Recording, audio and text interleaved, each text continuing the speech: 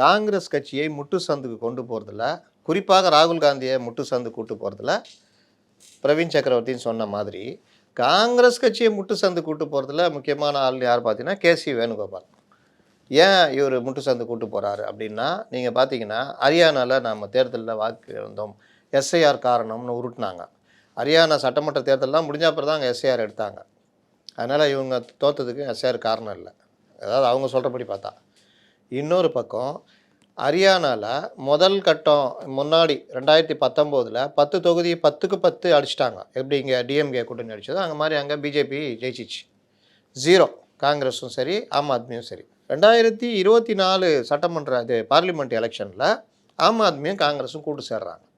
காங்கிரஸு 44, 42, ஆம் ஆத்மி 4, 46%. இங்கே பிஜேபி 44. இந்த மோதனோன்னா பாதிக்கு பாதி ஜெயிச்சிட்டாங்க. 5 தொகுதி காங்கிரஸ் ஆம் ஆத்மி கூட்டணி, 5 தொகுதி பிஜேபி.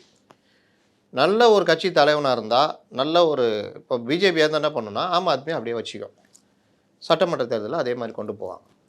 ஆனால் இங்கே தான் மண்டக்குள்ளே வண்டு பூந்துரும்ல, கேசி வேணுகோபால் அவர் என்ன பண்ணுறாரு, ஆம் ஆத்மியை வெளியே தள்ளி விடுறாரு. நாம் தனியாக நின்று ஜெயிச்சிடலான்னு. அப்போ 46ல் 4 போயிடுச்சுன்னா 42 ஆயிடுறீங்கல்ல. 0.84 கூட ராஜஸ்தானில் மெஜாரிட்டி போச்சு உங்களுக்கு. வித்தியாசமே 0.84, ஆனால் ஆட்சியே போச்சு.